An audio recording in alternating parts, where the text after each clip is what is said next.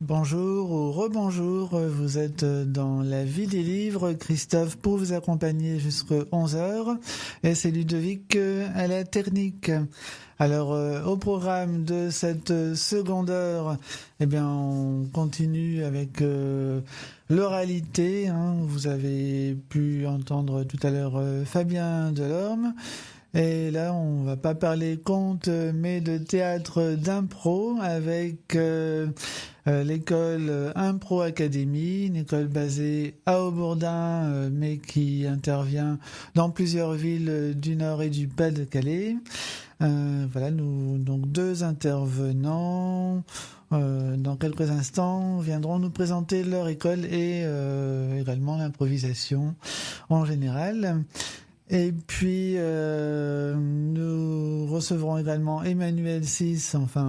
C'est une interview qui a été enregistrée hier. Une interview d'Emmanuel Sis qui nous présentera un roman policier. Il s'agit de La mort tient mon stylo, publié aux éditions Raveillanceau. Un roman policier classique que vous découvrirez cela tout à l'heure.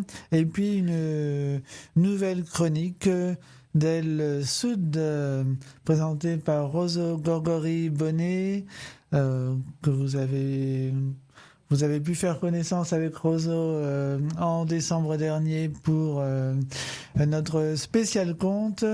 Et là, elle va nous présenter la langue et la culture catalane et puis quelques incursions aussi dans les pays du Sud. Parce que nous ne pouvions pas aujourd'hui faire l'émission en direct de Barcelone. C'était un peu compliqué. Alors, pourtant, on aurait aimé, il fait quand même 19 aujourd'hui, mais du coup, nous avons décidé de ramener une Catalane, une personne originaire de Catalogne dans cette émission. Voilà pour le programme de cette seconde heure. Et bien tout de suite, je reçois Corentin et Missoum, dans la vie des livres pour nous présenter Impro Academy. Donc c'est une école qui est basée à Aubourdin, comme je le disais. Donc on va présenter l'école, mais tout d'abord peut-être quelques mots sur l'improvisation. Qu'est-ce que l'improvisation? Le théâtre d'improvisation, on parle souvent de matchs d'impro. Voilà, qu'est-ce que c'est pour ceux qui n'ont jamais assisté à ce genre de match? Oui, déjà bonjour, merci Bonjour. de nous accueillir. On peut parler d'impro, c'est cool. Donc l'improvisation, c'est un dérivé du théâtre plus classique, sauf que nous, on a décidé d'enlever tout ce qui est costume, les dialogues préécrits, les histoires, les décors et tout ça, et devenir le plus nu possible, si je peux dire ça comme ça, pour utiliser sa spontanéité, sa créativité dans l'instant pour raconter, jouer des histoires, des personnages, des aventures ou autres types d'échanges entre personnages. Et en effet, on a différents formats d'improvisation, dont le fameux match d'improvisation qui est le format le plus convoité, on va dire, par les improvisateurs. Qui est un format d'affrontement, qui voit s'opposer deux équipes sur une patinoire, puisque tout le match d'improvisation est inspiré du hockey, puisque ça vient du Québec, l'improvisation vient du Québec. On leur doit beaucoup de choses, et donc ils se sont inspirés en effet du hockey pour faire du théâtre d'improvisation. Voilà. Et donc on s'entraîne toutes les semaines à improviser, à cultiver sa créativité, à jouer des personnages, à avancer des histoires, à innover, on travaille sur la voix, le corps, etc. pour être prêt le jour des spectacles. Oui. L'improvisation, ça ne s'improvise pas, justement. Exactement. C'est vrai. Mais je ne pourrais pas dire mieux que mon professeur Corentin pour présenter ce qu'est l'improvisation. Mais c'est vrai que c'est je trouve de la spontanéité et surtout de la créativité en fait. Ça pousse à créer des histoires entre acteurs. C'est comme un sport en fait, c'est pas pour rien qu'on fait des matchs, des catchs et autres formats un peu sportifs d'improvisation, c'est vraiment un sport, on doit s'entraîner, on a des coachs, on doit s'entraîner pour toujours garder cet esprit de créativité, aller encore plus loin dans le jeu pour éviter d'être démuni le jour du spectacle, donc c'est beaucoup d'entraînement pour les spectacles quoi. Donc en effet ça s'improvise pas. Et est-ce que tout le monde est capable de raconter des histoires, de se lancer comme ça dans l'impro? Oui, la réponse est toujours oui. C'est comme n'importe quel sport, je pense. Notre cerveau est un muscle et tout le monde peut, je pense, s'entraîner et se lancer. Ce qu'il faut, c'est que que ça vienne de la personne et qu'on la pousse pas à faire ça contre son gré, mais tout le monde peut faire de l'impro. Et je rajouterais oui que bien sûr tout le monde absolument peut faire de l'improvisation. On nous sort souvent des idées reçues. J'ai peur de pas être drôle, j'ai peur de pas avoir d'idées, je suis timide, j'ai peur de parler devant des gens. Et tout ça c'est des raisons d'en faire en fait. C'est accessible à tout le monde quoi, sans prérequis. On peut arriver comme ça et commencer en débutant l'improvisation. C'est vraiment accessible. C'est une pratique qui est vraiment accessible à tout le monde, quoi. Ouais. Et est-ce que c'est plus difficile que le théâtre classique, du théâtre avec un texte, ou le texte, ça rassure quelque part? C'est pas. Les deux sont au même niveau. C'est vraiment deux pratiques différentes qu'on peut pas comparer. Au contraire, elles sont complémentaires. Nous, on voit que les comédiens qui viennent du théâtre, qui se mettent à l'improvisation, ça complète beaucoup leur formation. Ils apportent beaucoup en termes de personnages, ils apportent beaucoup en termes d'imagination et de créativité. À l'inverse, on peut aussi commencer par l'improvisation pour apprendre un peu à lâcher prise, avoir une première expérience scénique et puis aller plus loin ou vers d'autres choses, pas plus loin, mais d'autres choses en utilisant le théâtre. C'est vraiment deux pratiques qui se complètent bien. C'est pour ça qu'on appelle ça théâtre d'improvisation. Il n'y a pas que improvisation, il y a aussi théâtre, quoi. On utilise les mêmes clés, les mêmes codes. Oui, et dans l'impro, chacun peut être acteur, metteur en scène, auteur. Il y a un peu les trois. C'est exactement ça. C'est vrai que nous, en improvisation, chaque personne qui monte sur scène est à la fois auteur, metteur en scène et comédien. Donc l'auteur, c'est la personne qui va utiliser son imagination pour avancer des histoires, pour raconter des histoires et avec notamment on parle de schéma narratif aussi, avec introduction, éléments perturbateurs, péripéties, résolution, conclusion, etc. Ça, c'est la partie auteur. Il y a également la partie comédien, la partie où on va créer des personnages, utiliser des interactions entre les personnages et puis on parle aussi un peu de costumes. On est tous habillés en noir sur scène, mais on peut utiliser, on peut mimer le fait qu'on porte des grandes robes, par exemple, si on fait des capes et d'épée ou des trucs comme ça. Et aussi, metteur en scène, le positionnement sur scène, bien parler fort, parler face au public, utiliser sa voix à bon escient, etc. Donc on est les trois en même temps. Voilà. Quand dans le théâtre, c'est plus segmenté, quoi. On peut avoir les trois dans trois personnes différentes. Alors donc, Corentin, vous êtes coordinateur pour l'école pour Impro Academy. Présentez-nous vos divers ateliers. Pour quel âge et puis quels sont les divers types d'ateliers suivant les niveaux ou les objectifs?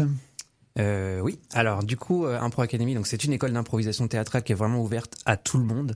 On a deux secteurs, on va dire entre guillemets, d'activité. On fait d'un côté le scolaire, donc on intervient dans les établissements scolaires, notamment donc primaires, de la primaire aux études supérieures en fait, et surtout dans les collèges, puisqu'on est partenaire du Trophée d'impro culture et diversité, qui est un tournoi national de matchs intercollèges. D'ailleurs, la demi-finale du tournoi a lieu ce week-end à Limoges. On envoie notre équipe Hauts-de-France à Limoges pour la demi-finale, et nous on reçoit à Lille la semaine prochaine, dans le cadre du festival Improvisia qu'on organise. Peut-être en parlera tout à l'heure, la demi-finale des autres collèges. Voilà. Et chez Impro Academy, donc on accueille le soir dans différentes villes de la métropole lilloise et en région des élèves qui viennent pour apprendre l'improvisation. Et donc là, dans cette partie qu'on appelle plutôt amateur, on commence donc avec un parcours jeune à 13-14 ans. Dont d'ailleurs Missoum est un ancien, puisque l'année dernière tu étais en parcours jeune et maintenant en adulte. Voilà, comme quoi on accompagne vraiment, on peut accompagner tout au long de la vie. Si tu continues jusqu'à 70 ans. 70 ans. Et oui, donc parce qu'on va jusqu'à en effet 70 ans. Vraiment, il y a pas d'âge. On va vraiment peut-être, je crois, la plus âgée doit être dans ces âges-là. Donc, et on propose différents parcours en fonction des envies et des attentes de chacun. On va commencer d'abord avec un parcours débutant. Pour apprendre un peu les rudiments de l'improvisation, créer un collectif dans un groupe. Après, on va aller vers un parcours loisir. Donc, c'est les gens qui sont un peu moins débutants, mais qui ne cherchent pas d'autre chose que de s'amuser et de partager. C'est leur moment de la semaine où ils vont venir se détendre en jouant de l'improvisation. Et à côté, pour ceux qui veulent en manger de l'improvisation, comme on dit, on a les parcours compétences, où là, on est plus poussé dans la pédagogie et on va vers d'autres types de pratiques. Comme le match d'improvisation notamment, et aussi on donne l'opportunité aux joueurs qui sont en compétence de rejoindre la troupe Impro Academy, qui est une troupe qui nous représente sur les scènes de la région. Et donc là, on fait passer un petit casting pour les sélectionner. Donc voilà, c'est les différents parcours d'Impro Academy, et on est présent sur la métropole lilloise et puis en région sur Arras et Douai. Et sur l'île, Noyelles-sous-Lens, j'ai vu aussi. Alors Noyelles-sous-Lens est un atelier en projet. Il devait ouvrir justement l'année dernière, et c'était le lancement, donc on n'a pas eu encore assez d'inscrits pour l'ouvrir. Mais en tout cas, on est toujours en contact avec Noyelles-sous-Lens pour la saison prochaine. Voilà. D'accord. Et vous parliez d'Arras. Demain, justement, ce jeudi, il y a quelque chose. C'est en Saint-Aubin, je crois. Alors il y a un spectacle, j'ai vu ça. Ouais, alors il faut savoir que chez Impro Academy, tous les trimestres, on organise les académiades, qui sont donc les restitutions de fin de trimestre. Plus un élève a de pratique, en fait, plus il va jouer de spectacles. On peut aller, en première année, on va jouer un spectacle en fin de saison. En deuxième année, un spectacle en fin de deuxième et troisième trimestre, et à partir de la troisième année, un spectacle par trimestre. Donc là, on est en période, puisqu'on est à la fin mars, on est fin du deuxième trimestre 2017-2018. Donc il y a des représentations, et en effet, demain et jeudi. Demain, c'est jeudi en fait. Tout va bien. Donc demain, ce soir et demain, en effet, on a les représentations des groupes de Douai et Arras. Et donc, en effet, le groupe d'Arras joue à Anzin-Saint-Aubin. Et puis les groupes de Douai jouent à Gouy-sous-Bellone, à la ferme de la Sensée. Voilà. Et tout ça, on peut retrouver toutes les dates sur le site. C'est le nom du site, improacademy.fr. Académie avec un Y. Hein. C'est ça, à l'anglaise. À l'anglaise. Yes. Ça sonne mieux. Et justement, si on veut faire de l'impro chez vous, je pense qu'il faut attendre la prochaine saison, donc septembre, pour s'inscrire.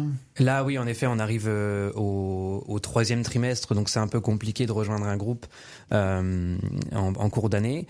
Par contre, en effet, si les inscriptions vont être ouvertes d'ici le mois de mai, donc il y a la possibilité de se préinscrire pour bénéficier d'une séance d'essai offerte. Voilà, pour se tester un petit peu à l'impro, avant de se lancer, de se jeter dans le bain, quoi. Qu'est-ce que l'impro peut apporter justement pour tout le monde, aussi bien pour les scolaires que pour le public en général? Je vais laisser la parole à Missoum qui va parfaitement répondre à cette question, puisque c'est un ancien de l'atelier jeune qui est maintenant en atelier adulte. Voilà. Alors, ce que l'impro peut apporter, je pense que c'est principalement de l'assurance, du bien-être en soi, puisque c'est une discipline qui qui crée du lien, je trouve. Par exemple, Corentin disait qu'on pouvait aller jusqu'à 70 ans et faire de l'impro. Et on peut aussi voir des personnes d'un certain âge avec des personnes bien plus jeunes. Et il n'y a vraiment aucune barrière, je trouve, entre les acteurs. Que ce soit des barrières sociales, l'âge, le milieu d'où on vient. Donc je pense que ça crée du lien et du partage. Et je pense que c'est ce que principalement apporte l'impro, à titre personnel en tout cas. Vous, Missoum, comment avez-vous rejoint Impro Academy ? Alors tout simplement, j'ai vu un spectacle d'impro, une académiade justement, quand j'étais en première. Et dès que j'ai vu ça, je me suis dit il faut absolument que je fasse ça, le contact qu'il y a avec le public, la créativité qu'il y a sur scène. Et il se trouve que Keiko était là le soir de cette représentation. C'est Corentin pour la radio. Keiko, c'est... Du coup, on va pas savoir de qui tu parles. Keiko qui est son nom de scène. C'est vraiment mon nom de scène. Voilà, c'est ça. Donc Corentin qui était là ce soir-là, je suis allé le voir. Je lui ai dit que je voulais faire de l'impro. Et il se trouvait que justement, il créait l'atelier jeune pour la rentrée. Cette année-là, ouais. Pour on lançait l'atelier jeune, en effet. Donc il m'en a parlé. Je me suis inscrit. Et, la rentrée d'après, j'ai commencé. Je suis vraiment tombé amoureux de cette discipline et je pense que je m'arrêterai pas de sitôt. Et qu'est-ce que vous attendiez justement en rentrant dans cette école Impro Academy? Est-ce que vous aviez des appréhensions ou des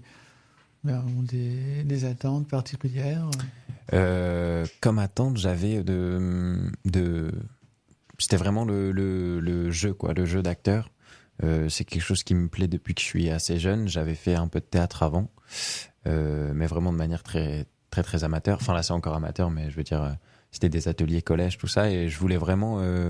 c'était une discipline qui m'attirait, et les attentes que je pouvais avoir, c'était d'améliorer mon assurance sur scène, ma diction, et ma créativité, pouvoir aller où je voulais sur scène, mais d'être encadré quand même, et d'avoir un professeur qui puisse me guider dans cette recherche de créativité. Et vous, Corentin, vous êtes rentré comment à Impro Academy ? Complètement par hasard. Eh bien, la même histoire. C'est-à-dire que un jour, j'ai vu une ligue d'impro jouer sur scène. J'ai vu un spectacle d'impro.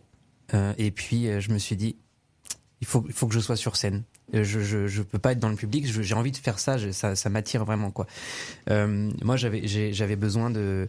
je pense une pratique qui allait cadrer un peu et puis canaliser la créativité en fait que j'avais des choses à exprimer. C'était il y a 5 ans et je me suis inscrit chez Impro Academy puisque voilà je cherchais un cours, voilà il y en avait un qui était là, donc j'ai commencé en débutant il y a 5 ans et puis voilà j'en ai fait 2 ans en débutant. Après, j'ai intégré le parcours compétences et puis une chose en amenant une autre, j'ai commencé à encadrer des ateliers. J'ai aussi récupéré la coordination d'Impro Academy et aujourd'hui, c'est devenu mon métier. L'improvisation est devenue mon métier. Donc c'est vraiment par hasard à la base que j'ai découvert l'improvisation. J'en avais vaguement entendu parler quand j'étais au collège, quand j'étais en région parisienne, puisque l'impro est quand même beaucoup présente en région parisienne, notamment impulsée par Trappes, voilà, qui est le berceau un peu de l'impro en France. Mais voilà, complètement par hasard, et je suis tombé aussi amoureux de cette pratique. Voilà, D'accord. La même histoire. On a tous la même histoire de toute façon en impro, tout le monde découvre. C'est vrai que les représentations d'Impro Academy et les académiades, c'est le déclic, je pense. C'est ça, c'est parce que les gens voient leurs amis, leur famille sous un nouveau jour et ils se disent mais si ma tante Mireille peut faire ça, pourquoi pas moi ? Et en fait, on découvre une pratique où tout est possible. Il n'y a pas de limite, il n'y a pas de barrière à part celle qu'on s'impose soi-même. Exactement. Et l'impro, J'ai vu ça, ça m'a un peu étonné. Vous avez travaillé avec un club de foot féminin. Oui, exactement. Alors, nous, on est partenaire de la Fondation Culture et Diversité à Paris. Et la Fondation Culture et Diversité, donc c'est eux qui organisent le fameux tournoi d'improvisation intercollège. Et pendant l'Euro, qui était... Alors, le problème, c'est que les questions de foot, moi, je suis très mauvais à ça. Mais l'Euro, c'était, voilà, il y a 2 ans, un truc comme ça. 2016, je pense. Ouais, voilà, on va dire ça. Ils ont mis en place, il y a des footeux dans la salle. Non, pas trop. Donc, oui, il y a 2 ans, dans le cadre de l'Euro de l'impro de foot, ils se sont dit qu'ils allaient faire la même chose. Mais au lieu de prendre des collégiens, ils allaient monter des ateliers d'impro dans les clubs de foot. Et donc nous, on a recruté des footballeurs et des footballeuses pour faire pareil, les former au match d'improvisation. Et à la fin, il y a eu un tournoi, enfin voilà, demi-finale, finale, après de matchs d'improvisation. Et la finale était, on va dire, le jour de l'ouverture de l'Euro. Très foot. certainement. Voilà. Oui, t'étais pas né. C'est ça. Moi, c'était ma première année, du coup, je pense. Ouais, ça doit être ça, ouais. Exactement. Voilà. Très bien. Donc, pour les inscriptions, voilà, faut attendre, mais on peut toujours aller pour se renseigner sur le site www.improacademy avec un y.fr. C'est ça. Et puis voilà, sinon peut-être il y a un Facebook aussi, je crois. Tout à fait, le Facebook d'Impro Academy, voilà. C'était comme ça, Impro Academy avec un Y aussi. Exactement. Voilà. Et si je peux rajouter juste quelque chose pour terminer, si vous voulez découvrir l'improvisation théâtrale sur scène ou même en atelier, la semaine prochaine, donc à partir de mardi 3 avril, nous organisons un grand festival d'improvisation à Lille, au Grand Sud à Lille, qui s'appelle Improvisia. On co-organise l'événement.